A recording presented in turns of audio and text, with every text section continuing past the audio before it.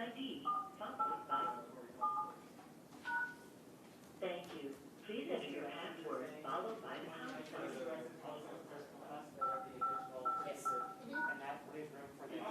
So the interpreter would go back and forth between where the water bottle is and this one, depending on who's speaking. So this would be an extra speaker, and then that one down there. Does that work? Yeah. Okay. Hi, Senator. How are you? How are you? Good to see you. Okay, perfect. I'll do one. Right, okay, great, okay, thank you. Hey there. Hey, how are you? How are you? That's okay. Okay, okay, okay. There's a significant discussion going on. Welcome to your meeting. Please enter the meeting ID. Thank you. Please enter your password, followed by the pound sign. Congratulations. We are adding you to this meeting. Your phone will be live, so everyone in the meeting will hear you, and you can hear the other speakers that are also live. Got it? Yeah, hey Rich, I'm in. Hey. Is everybody up there? Hey everyone, you're on camera live right now, so if you want to mute your lines.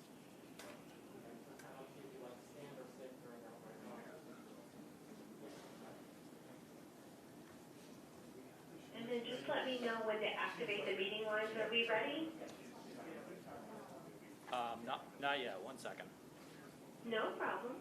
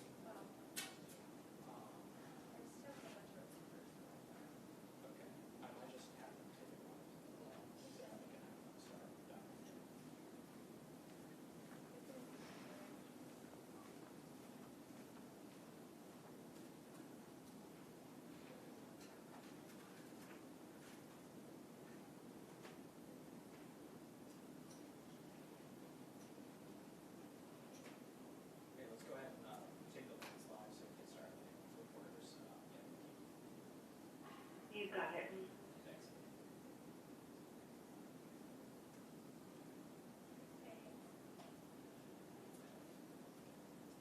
Hey everyone, it's Charles. I'm Governor Brown's office. We're still waiting on our speakers to get set, but I just wanted to make sure that you had a chance to press 0 to get into the question queue so that you'll be able to hear the speakers when they give their remarks. So we'll get started in just a few minutes, but if you want to start pressing 0 to the chart operator and get into the question queue, we'll get started in just a few minutes.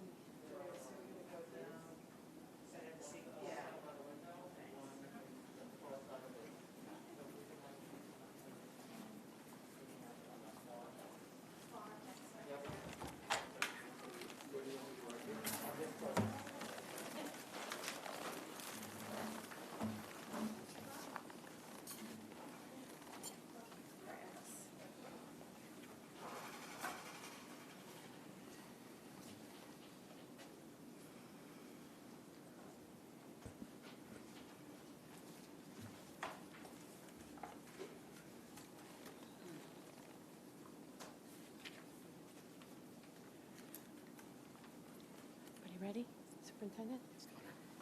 Commissioner Hardesty, you ready? Okay. ASL folks, ready? Great, okay. Good afternoon, and thank you all for being here today.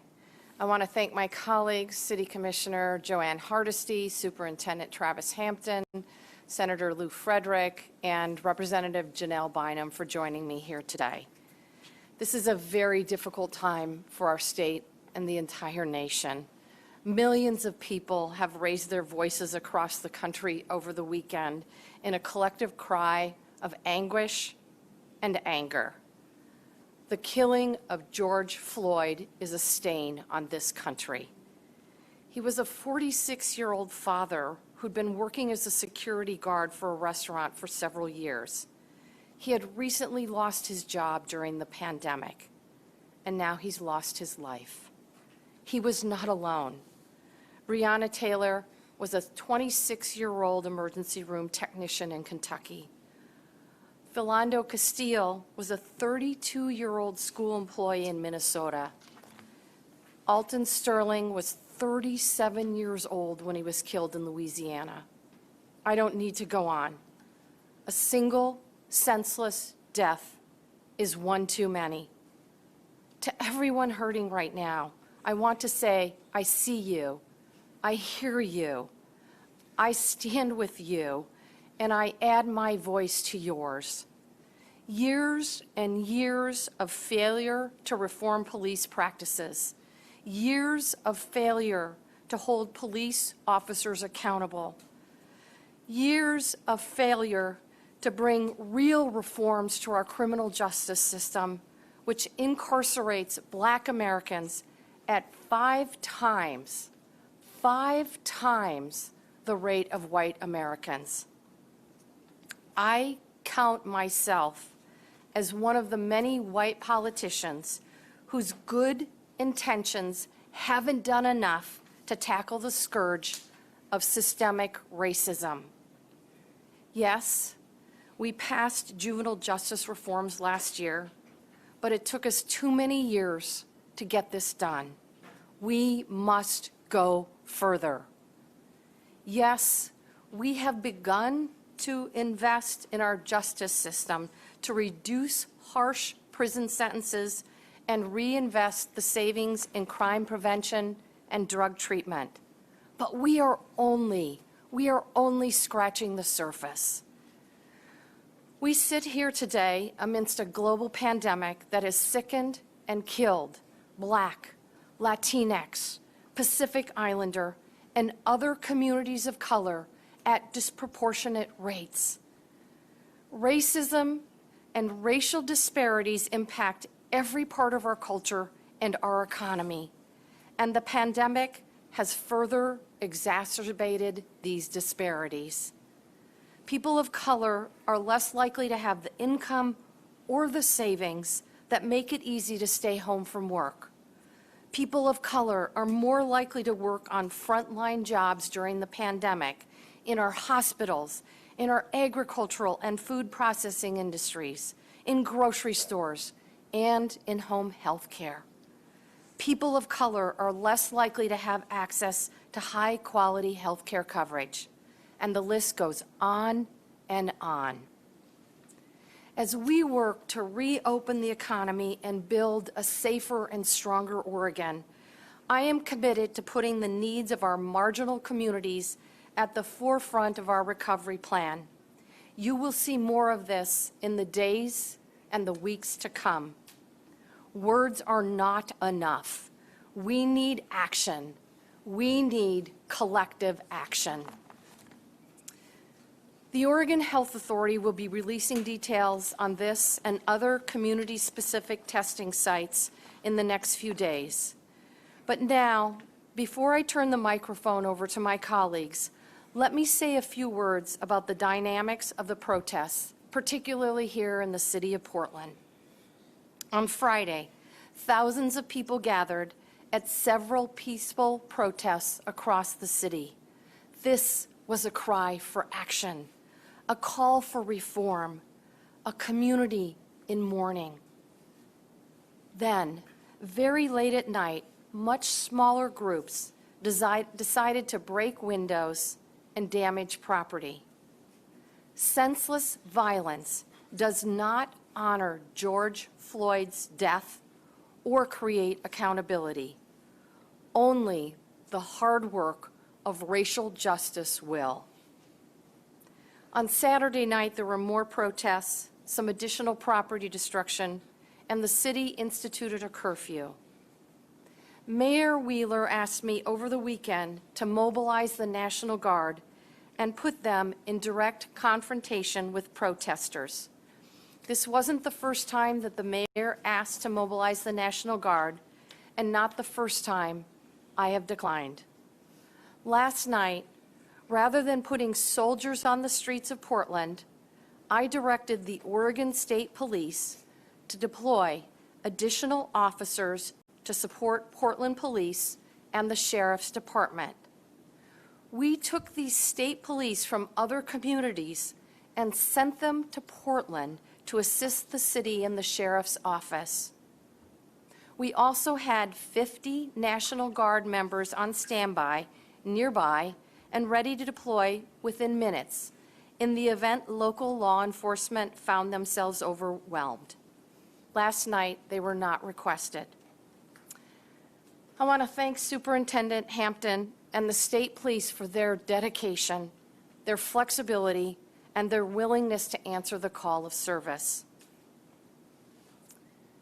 This morning, the mayor renewed his request for National Guard members. In other cities across Oregon, local mayors have had very collaborative relationships and are able to share law enforcement personnel between cities and county.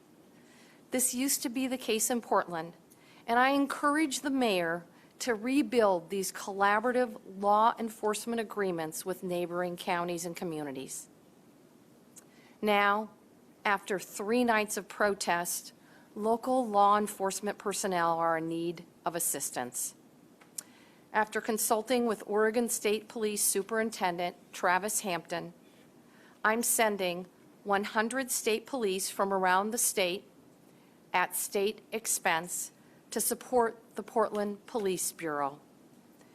I've also decided to call in 50 Oregon National Guard members to provide a support function only. They will not be on the front lines, making arrests, or doing crowd control. They will only be acting as support personnel behind the scenes only. And here's why. Our goal, and the goal of the overwhelming number of protesters, should be to reduce violence. You don't diffuse violence by putting soldiers on our streets. Having soldiers on the streets across America is exactly what President Trump wants. He's made that very clear on a call this very morning with governors across the entire United States. Trump wants governors to deploy the National Guard as a show of force to intimidate the public. I want to ensure that the public can safely raise their voices in this much-needed call for reform. Our National Guard members are Oregonians, taking time away from their families to serve their fellow Oregonians. They are volunteers. They will be on hand to provide support to local officials, comfort and care for the injured, processing arrests, and directing traffic, much as they do when they're asked to be called in to assist with wildfires. I'm incredibly grateful for their service. Now, I will turn it over to City of Portland Commissioner Joanne Hardesty. Thank you, Governor Brown, and thank you very much for answering the call that the City of Portland made. As a city commissioner who was on duty on Friday when the mayor was out of town, I went downtown once I heard the calls for 4 fire engines to go to one site. I knew something big was going on. And when I got downtown, what I realized was that there were 2 types of people that were downtown. There were people that had come downtown to exercise their rights, to be heard by their government. And then there was the other group that had infiltrated the peaceful protester groups and broke off into splinter groups with the sole purpose of destruction of our community. As the person in charge at that time, I felt absolutely not. We have to close this down. Now, anyone who knows me knows I'm normally the one with a bullhorn at a protest, and I am always someone who absolutely respects the public's right to seek redress from their government. But when we allow white nationalists and white supremacists to infiltrate our peaceful protests, and this isn't new, they did the same thing in the 60s, so we know the tactics that are used. When we allow them to infiltrate our legal, rightful protests and then create the kind of chaos and damage in our community, we must make that stop. I was the commissioner on duty that called for the curfew the first night. If I had my way, the curfew would be lifted tonight, but I have fingers and toes crossed, it will be lifted tomorrow.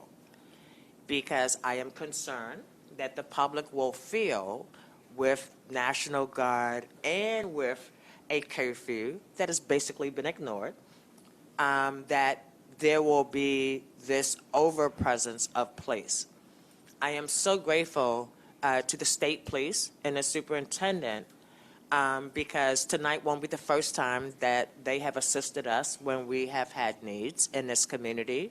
And I have heard from Chief Resch that the state police have been real good partners in this effort. But as has Clackamas County and Washington County on various occasions when we've asked them to step in and help us. I want to be crystal clear. We are not entering martial law. We are not going to have armed people on every corner in the city of Portland. We will make sure that the space is there for people to exercise their constitutional rights. And I want to make sure that we don't forget why people are on the street in the first place. People didn't take to the streets so that they could break into an Apple store. People took to the street because people have had enough of the inequality that African Americans experience in this country. Every social determinant of health has Native Americans and African Americans at the bottom. So whether you're talking housing, education attainment, across the board. This has been neglected for too long. Elected officials for too long have paid lip service to equity and equality in our community. And I think what brought this to a boiling point is 3 years of number 45 being blatantly racist and sexist and homophobic and anti-immigrant and anti-refugee. I think this is what finally brought this to a head. When the person in the highest level of government is so disrespectful to the diversity and the equity that makes the United States great, it has allowed these white supremacist worms to crawl out of the woodwork and be seen in the public eye and to actually become bolder and bolder the more 45 tweets the nonsense that he tweets. It is our responsibility to make sure that everyone in this community is safe.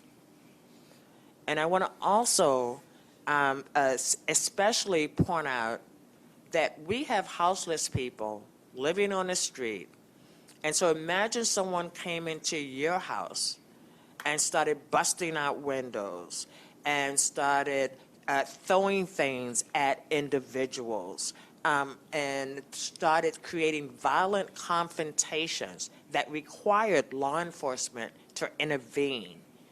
You would not like it any more than the people who are forced to live on our street.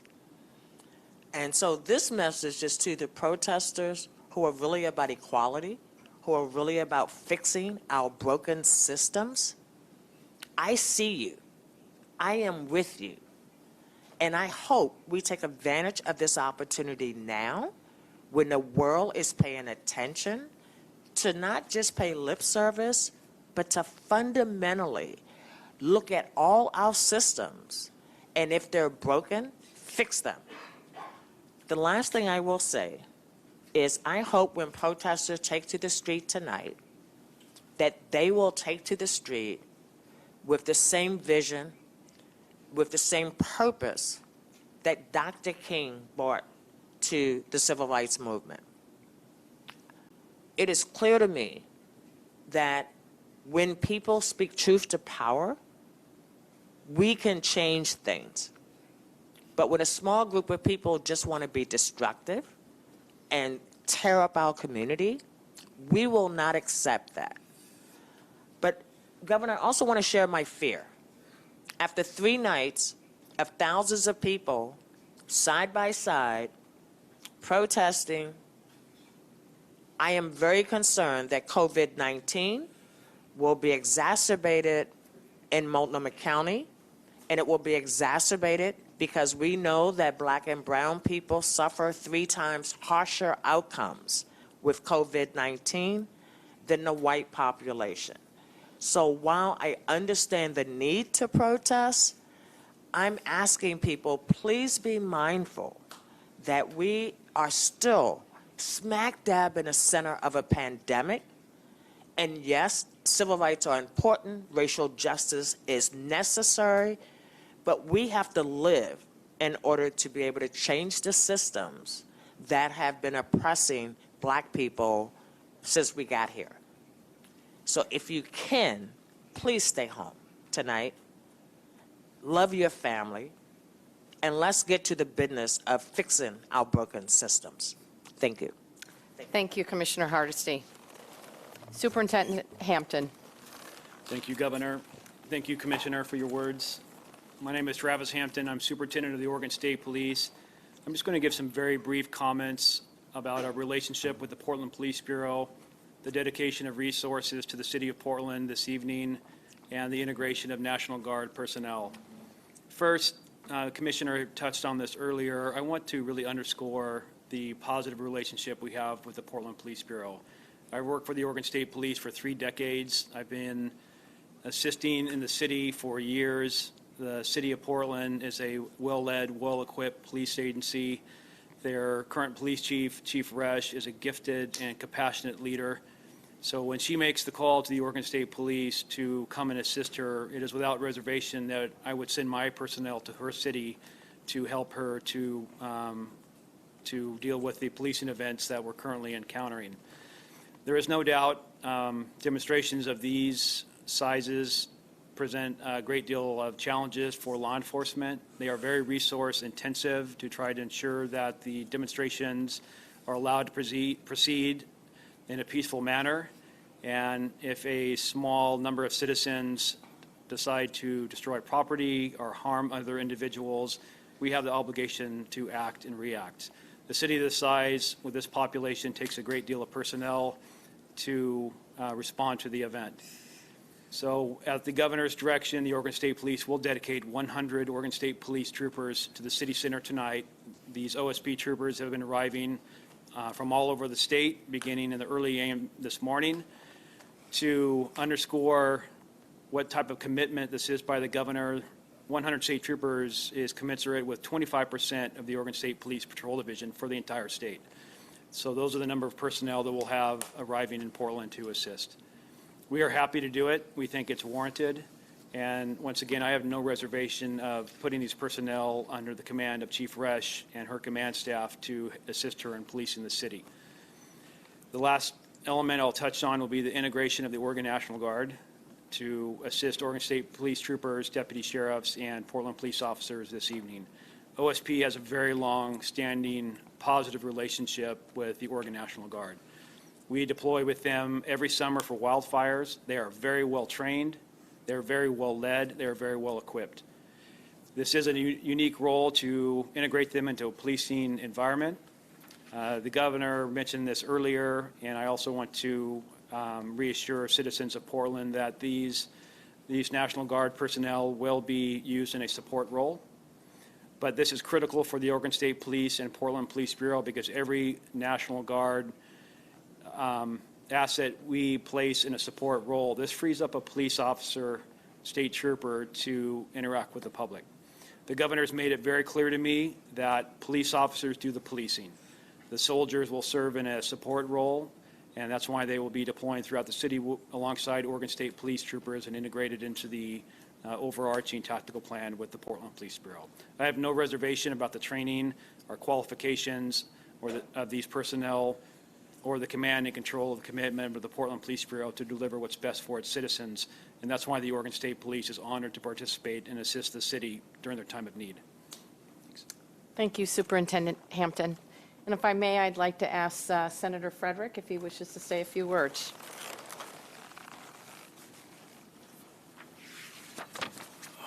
And welcome. Thank you, Governor. I really haven't had a chance to speak out on this. I've had other issues that I've been dealing with over time, so I really appreciate this chance. I will start off with a quote from Dr. King. He said, "Let us be dissatisfied until those who live on the outskirts of hope are brought into the metropolis of daily security." The last time I marched with Dr. King, I was about 16 years old.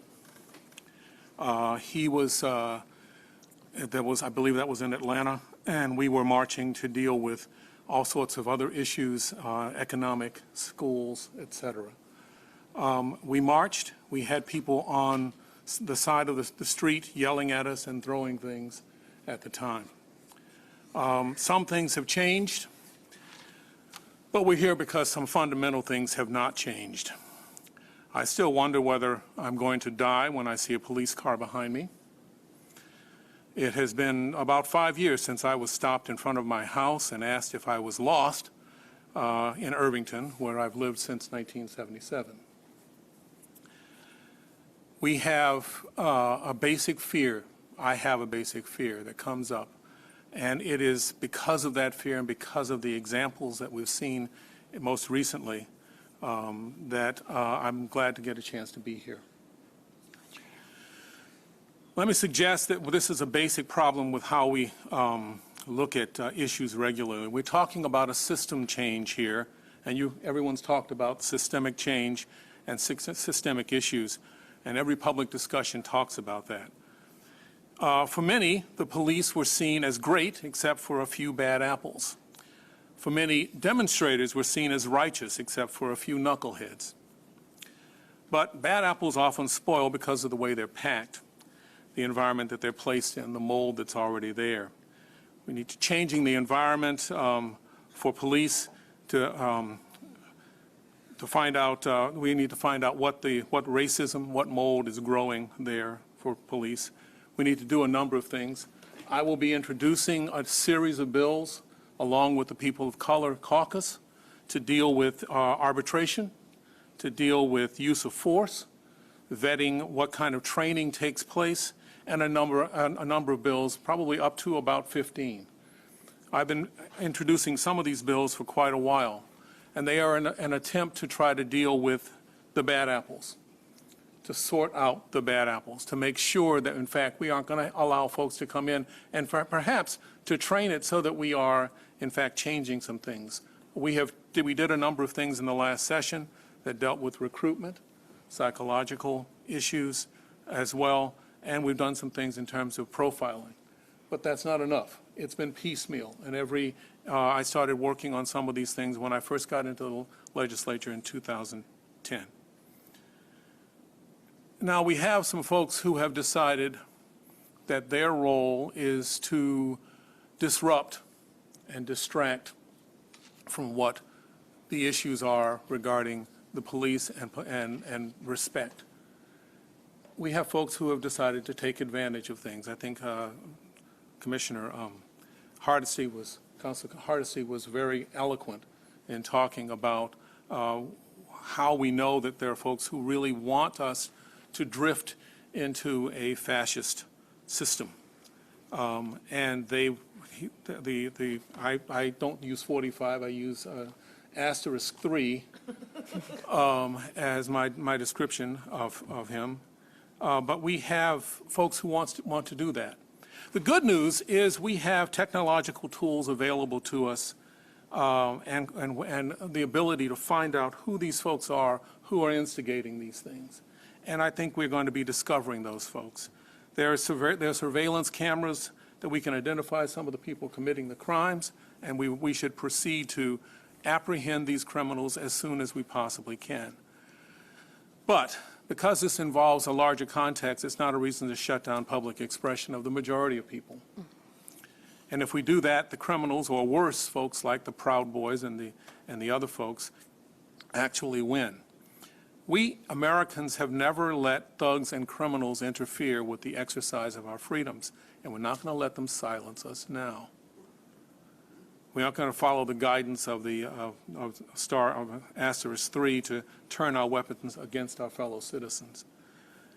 We need to make sure that that's how we're going to approach it. I'll end because, frankly, it is difficult for me to talk about this.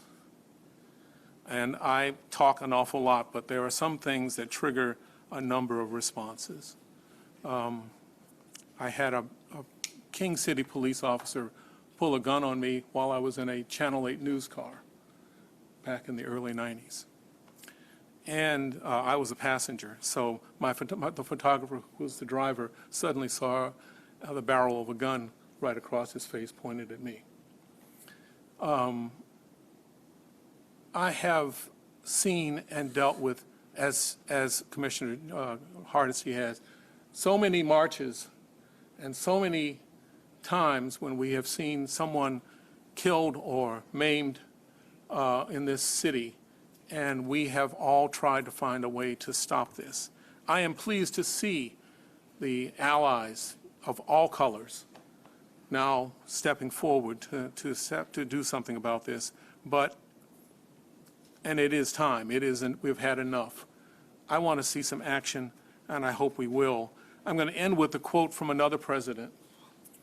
He said, "The point of protest is to raise public awareness, to put a spotlight on injustice, and to make the powers that be uncomfortable. In fact, throughout American history, it has often only been in response to the protests and civil disobedience, but that the political system has even paid attention to marginalized communities. But eventually, aspirations have to come down to action. And we will have bills, I hope, in the special session, and perhaps and certainly in the 2021 session, that will attempt to address that so that we are no longer dealing with the folks who slip through the cracks and do not understand the basic concept of respect for one another." So I thank you for your work, and I thank Commissioner Hardesty for her work as well. We will have a group, people may not know this now, but we have a People of Color Caucus in the Oregon legislature, which is extraordinary and truly enjoyable. And so we will be presenting bills of one form or another to deal with these particular issues, as well as the COVID crisis and the impact it's had on housing, on health care, on education, on all sorts of economic issues. So thank you again, Governor. Thank you, Senator Frederick. Thank you for your leadership. We have time for questions. If folks are willing to respond to questions, we would be happy to take them. Charles. Just a reminder, the folks on the line, please press 0 to get into the question queue.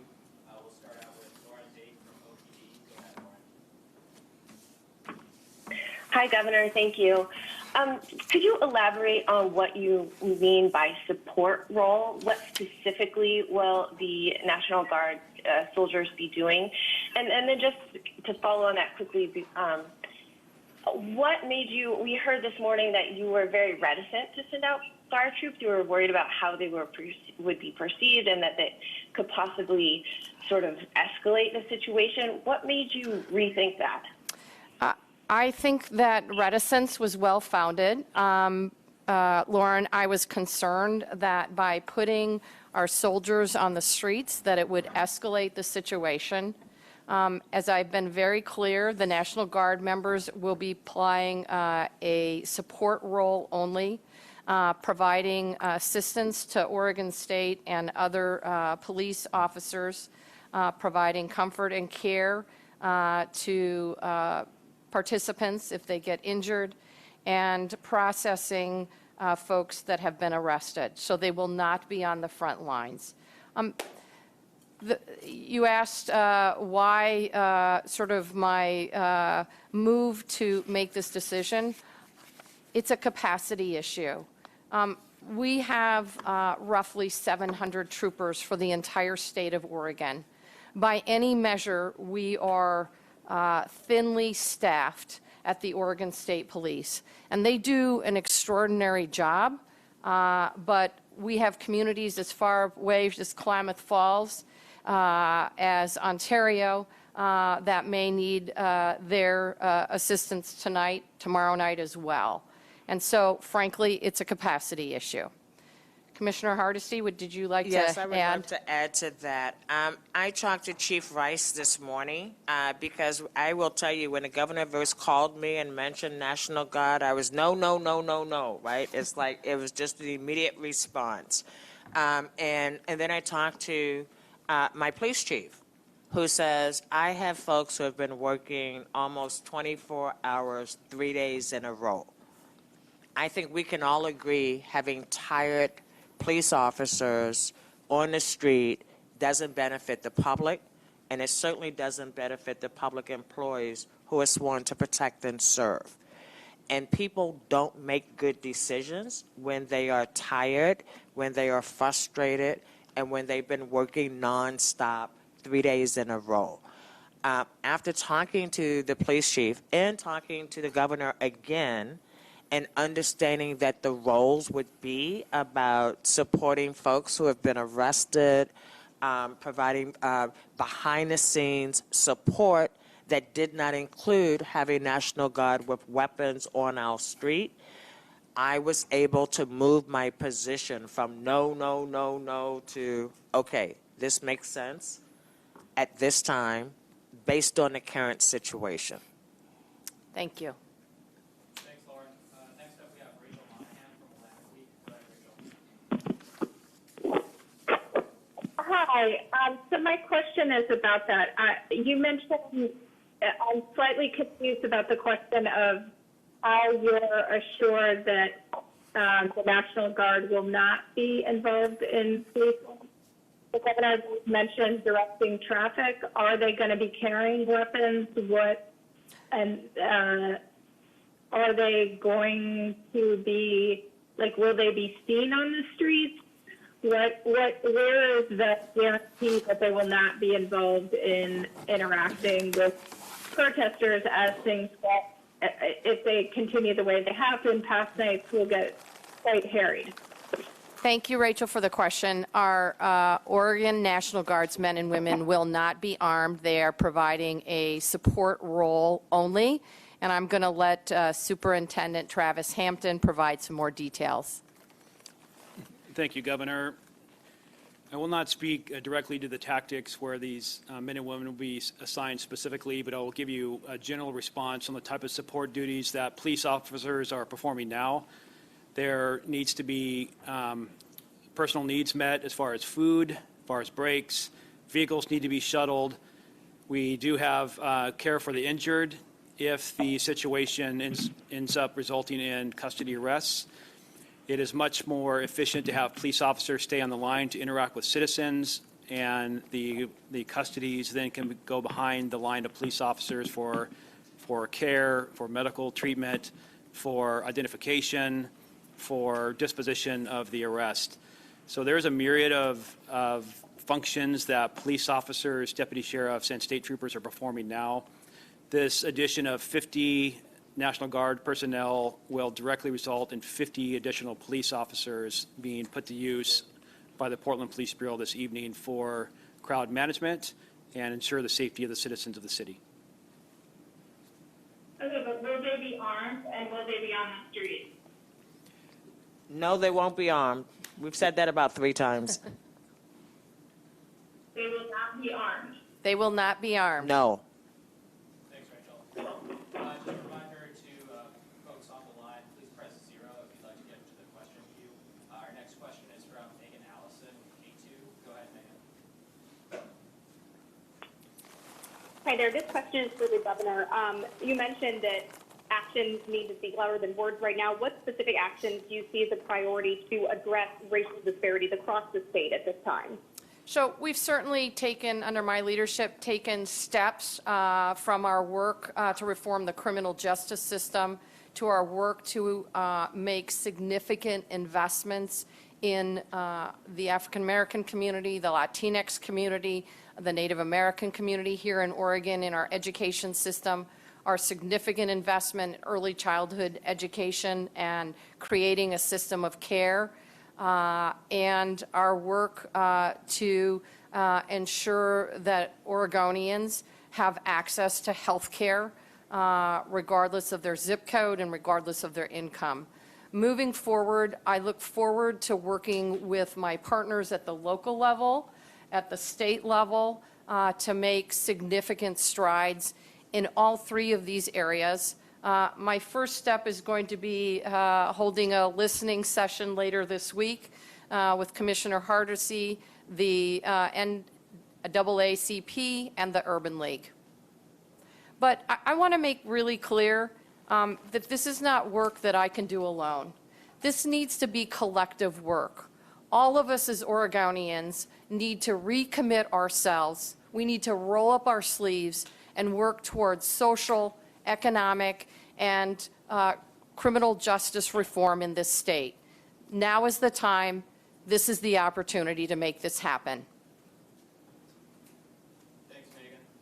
If folks are having trouble getting into the line, please email your questions to Nikki Fisher. Otherwise, please press 0 to work with the operator. Next up, we've got Claire Whitcomb with the Statesman Journal. Go ahead, Claire. Good afternoon. My question is for either Governor Brown or Senator Frederick. I'm wondering about whether either of you have specific proposals to stop police in Oregon from using military-style tools like riot gear, batons, and chemical agents. Senator Frederick, you want to take it? Sure. Thank you very much. Let me just say that one of the bills that I'm looking at right now deals with the militarization of the police. One of the key elements, and there's an aspect that is not necessarily tools, but it's the approach that we've taken. In many cases, we have seen the police act as an occupying army in a community, and they in fact will talk about it being a situation of terms of engagement, which is a military term. Not rules of engagement is a military term. That is not a community policing term. That does not say that you are a part of that particular community. So I go from that particular approach that we need to begin that approach. Now, we have had in the past the sale of high-level military equipment as though we are about to go into a war zone situation because it's been surplus military equipment. We need to look at that and determine whether that's appropriate or not. There are other approaches that need to be taken, and we need to reevaluate just what we're doing and how we are approaching the citizens, the fellow citizens in the community. That's a different approach than what we've seen in the past. And if I might add, I think there is not one area of the criminal justice system that does not need to be analyzed for racial disparate outcomes and fixed. One great example is DPSST, the Department of Public Safety Standards and Practices. When I read about the former Portland police officer who was in the gang enforcement unit, then went to work for West Lynn, and then got fired because of his racially inappropriate behavior, and then I find out that he became the #2 person at the training facility that trains law enforcement all over the state of Oregon. I think we all have an obligation wherever we are. Me at the city level, I'm thrilled we have a new Multnomah County DA coming in, Mike Smith. who is absolutely reform-minded already. I think it's important that the legislature look at up and down and see what they can find. The governor looks up and down and sees what they can find. But there's not one easy fix that's going to make our justice system fair. But we have an obligation and a responsibility to look up and down wherever we sit in the spectrum and make sure that we are looking at it through a racial justice lens. And if it comes out that it is not a racially just outcomes, then we need to tear it apart and start over. And Commissioner Hardesty is exactly right. There's not one silver bullet. It's going to take a lot of buckshot. And it is both regulatory changes in our system. It is changing statutes, changing the law. It is changing systems and changing culture. And, of course, funding changes. And I'm confident that all of us working together can ensure that we have an Oregon that is better for everyone. Thanks, Claire. Next up, we have John McCarthy from KEZI in Eugene. Go ahead, John. This question is for Governor Brown, and it's Connor McCarthy from KEZI 9 News. I just had a quick question about just your response and your support to the Eugene community and the metro area down in the South Willamette Valley, because we did have protests and violent riots Friday night. I was just wondering if you had any conversations with the community leaders down in the metro area, and if so, how are you supporting them and keeping our community safe? Great question. Did have a conversation with Mayor Lucy Venus sometime this weekend. I don't remember the time. And spoke with Senator Manning earlier today. And that is one of the reasons why I've made the decision I made regarding the National Guard, is that I wanted to make sure that we had adequate capacity of our Oregon State Police to protect Oregonians around the entire state. Okay, and are any of those resources going to help out the Eugene community, like EPD or state police in the metro area? I'll let Superintendent Hampton respond to that.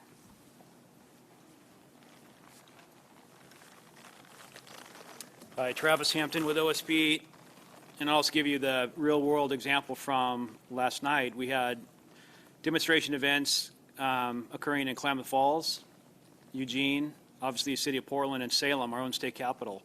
So the respective police leaders from those entities, those venues, were communicating via video teleconference every other hour, every odd hour, up until 1 o'clock this morning. We are shifting resources by the hour. OSP resources statewide, we're on 24-hour emergency operations shift. That means wherever the respective police chief or the governor directs those resources, every trooper within 100 miles that is on duty would respond to that location. So that our OSP resources are in that mode this evening. We'll respond anywhere in the state. By the governor directing National Guard personnel to the city of Portland, that will free up 50 state troopers to respond to Lane County, to Klamath County, to the heart and lungs of the Oregon State Police operation, our state capital, which has seen a need for additional personnel the last 3 nights. Thank you. Okay, great, thank you. Thanks, Connor. Next up, we have Alex Zielinski with the Portland Mercury. Go ahead, Alex. Hi, yeah. Several of you mentioned white supremacists taking advantage of these demonstrations. Someone mentioned Proud Boys. I'm curious if you have specific evidence or proof that there are white supremacy groups that are specifically infiltrating these protests, and what that looks like. Yes. In fact, we've seen pictures of some of the Proud Boys that are regular visitors to our great city, actually down at protests over the last 3 days. There's been a lot of pictures posted of Proud Boys and white supremacists on Facebook and in other locales. I can tell you in my conversations and briefings with the police chief, they have acknowledged that there are agitators who are there solely for the purpose of creating chaos. And so there's no question, not just here in Oregon, but all over the nation. And I can't prove that it is an attempt to disrupt our election cycle, but I do think it is a nationally orchestrated effort to interrupt our November elections? If you may, Senator Frederick. I have I had until about a couple of months ago tried to attend as many of the demonstrations downtown as I possibly could. I would sit off to the side and watch and observe who was there and who was not. It was not in an official capacity, but it was something that I thought I could do relatively easily. And what I found over the time was watching some of the folks who were classified themselves as Proud Boys or whatever, disguising themselves and go into a corner, into a side, disguise themselves and put on black hoods and whatever and black things, and then walk into the crowd and try to create problems. Try to throw things from the back of the crowd towards the police. Try to do all sorts of things and then go back and join the Proud Boys again as part of their effort. These are the kinds of things that I saw while I was out on the street. Now, I probably would not have gotten a chance to see that as a reporter, because as a reporter, I would have been paying attention to a lot of other different things. But as just an observer, as watching from the side, I saw things taking place that were clearly this group trying to set up agents provocateurs. And I remember a fellow who decided that he was going to try to get us to use C4 in peace demonstrations in the 60s. We decided to let him know that we were not going to do that. So it is an old story. It's an old approach. It is a tactical approach, and we know that that's what's going on. The question is what we can do about it and how we disrupt the disruptors. Thanks, Alex.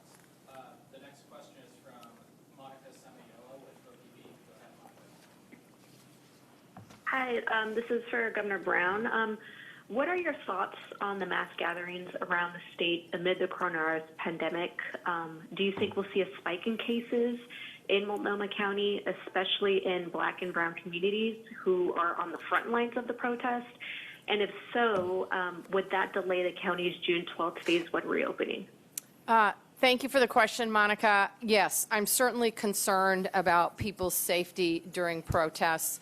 I am absolutely committed to making sure that Oregonians and, frankly, Americans have the ability to use their voices to improve our democracy, to eradicate racial discrimination in our criminal justice system, in our education system, in our economy, and in our healthcare system.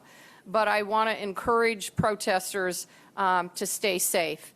And that means continuing to wear your face coverings if you feel that you need to be out on the streets, to maintain social distancing 6 feet apart to the extent possible, and obviously to continue to use hand sand and wash your hands.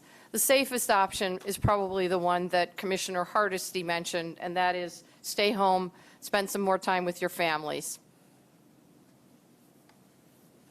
Thanks, Monica. Thank you.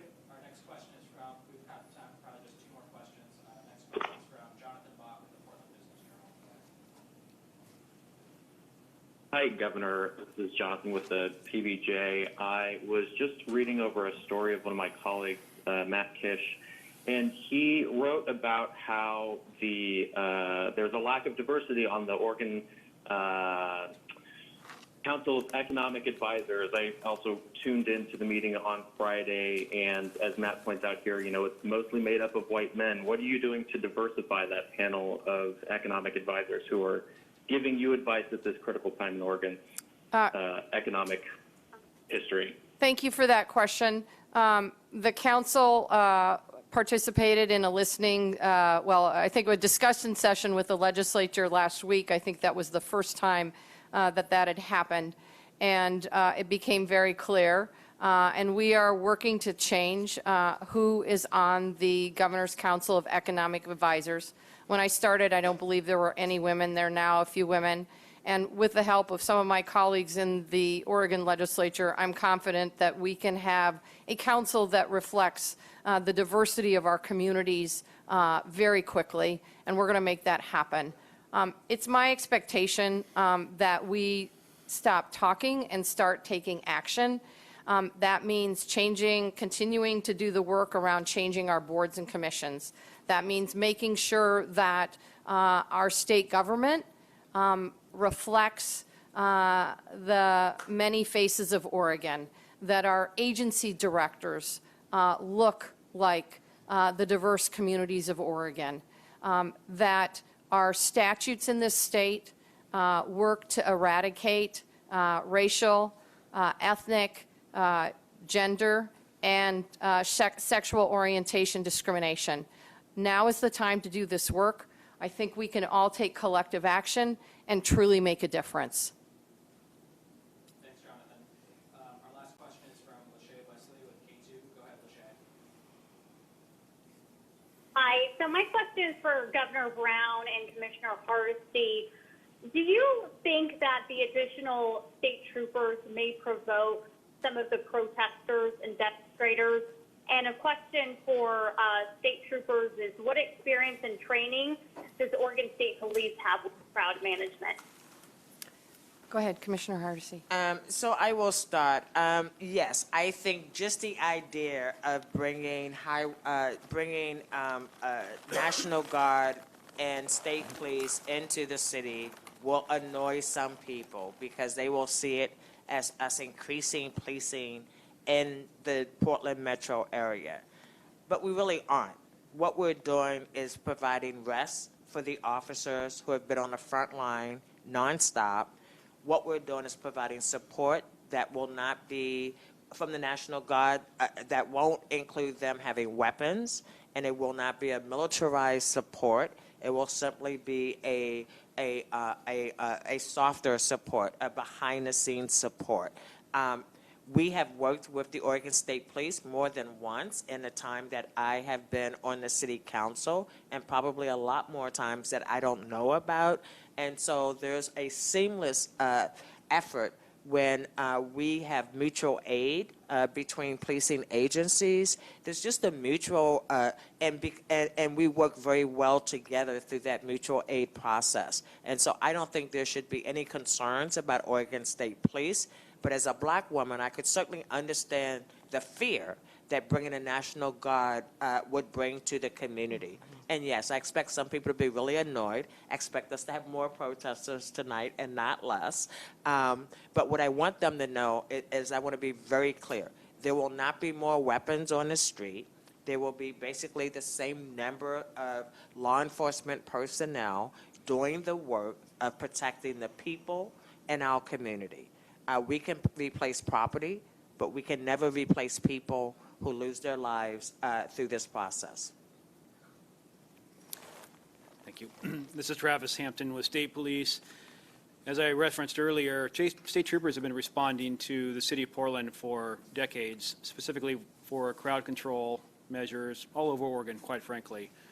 The fact that you asked that question on what it will look like, you must not have noticed, we've been here for the last 2 days. State troopers we've had 50 crowd control troopers here that are specifically trained and equipped to handle large-scale demonstration, to first and foremost ensure the right of these citizens to protest, to keep them happy and moving freely, to keep them from interference. But in the chance that some citizens decide to break the law and fail to clear a roadway, for example, at the direction of the Portland Police Bureau, then Oregon State Police troopers would assist Portland RRT with the Oregon State Police MRT, Mobile Response Team, these 50 specially trained troopers that are more than equipped and experienced to handle these situations. Great. Thanks, Lachey. That's all the time we have for questions today. Thank you, Commissioner Hardesty. Thank you, Representative Janelle Bynum. Thank you, Senator Frederick. Thank you, Superintendent Travis Hampton. We appreciate you all being here with us and appreciate your time and energy. Be safe out there. It's always good to see you. Thank you very much. And we've got Support.